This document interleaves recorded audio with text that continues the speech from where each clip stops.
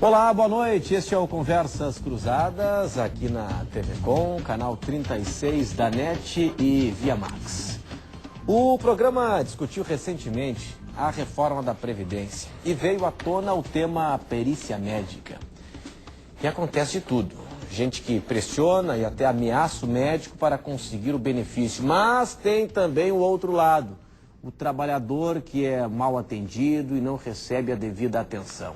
Outra crítica é que advogados querem acompanhar seus clientes na hora da perícia e os médicos não aceitam. Esse é o nosso ponto de partida no Conversas Cruzadas aqui na TV Com. Você em casa participa com perguntas e opiniões no telefone 3216-2828. Se preferir, tem a internet no e-mail conversas.cruzadas.sc@tvcom.com.br. Hoje nós estamos na companhia do advogado trabalhista Alex Gerent. Também está aqui conosco, médico perito da reabilitação profissional da gerência executiva do INSS em Florianópolis, Alfredo Xerém. E ainda estamos na companhia da advogada especialista em direito previdenciário, Gisele Krafchichin. Muito obrigado pela atenção de todos hoje no Conversas Cruzadas na TV Com, em nome de Personal Evolution. Seu envidraçamento de sacada é Personal Evolution? Modecol, móveis e decorações. Alta classe em móveis sob medida. Globo Nissan, fuja do padrão porque a Rua da Mesmice tem saída. Queres Imóveis, uma marca que você conhece. E Odonto Quality, os melhores especialistas cuidando do seu sorriso. Essa questão pontual que foi discutida no último programa, eu gostaria da opinião do senhor. É uma regra, é uma determinação, varia de médico para médico, a presença do advogado na perícia médica do INSS. Boa noite, obrigado pela presença do senhor. Boa noite a todos, os colegas da mesa. Inicialmente agradecer o convite para estarmos aqui, agradecer a nossa gerência regional de Santa Catarina, na pessoa da senhora Eliane Schmidt, que é a nossa representante de Santa Catarina, nossa gerente regional. Nesse momento, cabe conversar então um pouquinho sobre a presença de profissionais, especificamente que é o advogado, que a legislação, especificamente o Conselho Federal de Medicina, veta a presença de profissionais outros não ligados à área da medicina exclusivamente. Então, esse é primeira conversa, primeiro contato é isso.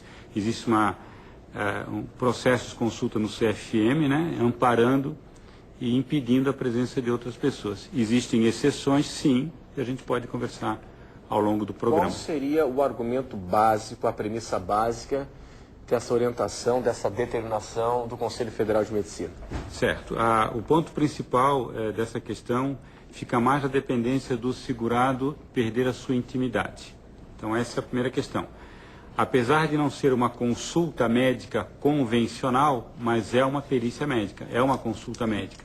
Então tem a clássica história, exame físico e a conclusão médico-pericial, que a legislação outorga exclusivamente ao médico perito. Então tem o decreto 3048 e tem o processo do CFM, que nos dão esse direcionamento. Esse decreto é o decreto do INSS, o 3048. Que proíbe também. Que proíbe também, exatamente, que veda essa questão aqui, né? Muito bem, muito bem. Por que os advogados acreditam que a presença do bacharel é importante na perícia ou consulta? Porque foi utilizado o termo aqui há pouco, consulta médica. Mas daqui a pouco a gente entra nessa polêmica, se é consulta médica ou se é uma perícia médica. Mas vamos utilizar nesta sessão, neste momento. Por que o bacharel tem que estar presente neste momento? Ele tem que estar presente porque essa perícia médica que está se realizando naquele momento, ela é uma relação entre o segurado e o INSS. Não é uma consulta médico-paciente. Não é relação médico-paciente. Não é relação médico-paciente. O advogado não quer estar presente no exame físico, né? Até porque, convenhamos, nas perícias médicas realizadas pelo INSS, dificilmente se faz exame físico apurado.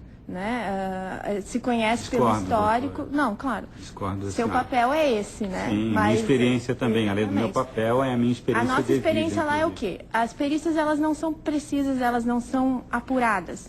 O médico, muitas vezes, ele faz uma análise superficial do paciente, tá? E a presença de um advogado nessa relação, ela é importante porque ali não está se discutindo o tratamento daquela doença, e sim o direito do segurado. O senhor falou em lei, na verdade não existe lei que impeça, pelo contrário, a lei diz que o advogado tem direito a adentrar e de estar presente em qualquer ato que envolva a relação do seu cliente. O que existe aí é um decreto que não tem poder de lei, ele tem um poder de regulamentar, ele é bem inferior à lei, tá? Então ele é um decreto que está indo contra um dispositivo legal, e existe uma solicitação feita de manifestação do CRM, que também não é lei. CFM. Então, do CFM, do federal e não do regional. Mas que também não é lei, né? Então, o que a lei garante é a presença do advogado ao lado do seu cliente quando ele achar necessário. Quem está impedindo aí é o médico. E quem tem que ser protegido nessa relação é o segurado, não o INSS. Claro. Então vamos lá. Veja bem, não é o médico que está proibindo ou não, né? Existe então esse embasamento legal, tanto do Conselho Federal de Medicina, no seu processo, né, de 2006, que eu tenho aqui em anexo, né, bem como o decreto 3048, no seu artigo 43, a linha 1ª. Mas enfim, veja bem, começa com o exame médico. Eu começo colhendo uma história médica, com dados da relação. Então, é uma relação médico-pericial, sim, desde o primeiro momento, mas é uma relação médico-paciente. Então, é uma pessoa... Não, absolutamente. Eu preciso colher uma história precisa, com muito cuidado, uma história ocupacional também, não só a história clássica, como se vê, a história ocupacional também. É essa, além dos que fazem os próprios médicos da medicina do trabalho, medicina ocupacional, aos médicos peritos também. Avaliada a história detalhada desse segurado, para nós chamados de segurados, né, nessa relação é segurado, avaliada então a história e o exame físico em função do quadro que se apresenta naquele momento, não pode ter a presença de uma outra pessoa. Exceção, como eu comentei anteriormente, é quando o próprio segurado, a própria pessoa, solicita que o seu médico assistente esteja presente.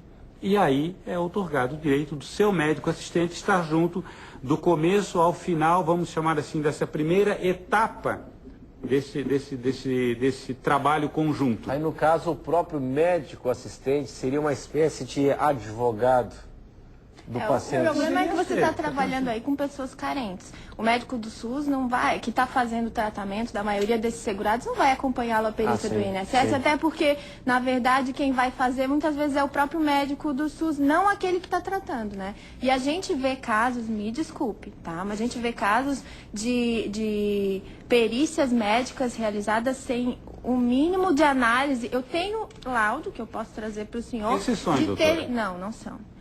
Doutora, eu tenho casos de se atestarem que a pessoa está capaz para o trabalho, a pessoa não compareceu à perícia e estava internada na Colônia Santana. A senhora sabe quantas perícias são feitas no Brasil inteiro? Então a senhora tem que julgar o percentual que a senhora tem da sua estatística. Essa que é a questão. Então não podemos generalizar. Mas se houver um erro, já se justifica a presença do advogado ali para proteger o direito daquela pessoa. Por que não? Porque são mais de 1,5 milhão de pessoas que são avaliadas. Mas erro já se justifica. Não estou querendo justificar o erro. Estou querendo dizer para a senhora que a relação inicial é médico-paciente. Não, você está ali representando o INSS. Não. Sim, você está ali analisando... Primeiro como médico. Eu sou médico na minha formação. Sim, eu fiz um concurso no INSS. Sim, mas eu sou médico. Ali a sua relação, a sua vinculação, a sua hierarquia, o seu órgão pagador é o INSS. Sim. Então, a sua vinculação maior, a sua preocupação maior não é com o segurado, é com o INSS. Se fosse seu paciente, seria diferente. Não, mas tem que ter uma orientação mais para A ou para B? Quer dizer, aquela situação é uma situação isenta? É uma situação isenta? Exatamente. Ou ele está mais propenso a não conceder o benefício? Não existe isso. Porque é funcionário do INSS? Não, nós somos regidos por legislação também. E a nós cabe, em termos de programas que nós temos chamado SAB, por exemplo, que é o programa SABI do INSS, eu tenho que cumprir etapas. Eu não posso, a meu bel prazer, pular etapas. A regra é essa, não é o que se verifica todos os dias nas agências. A gente tem reclamação... A senhora pode ter até exemplos de alguma situação. Tudo bem, eu concordo com a senhora. Mas...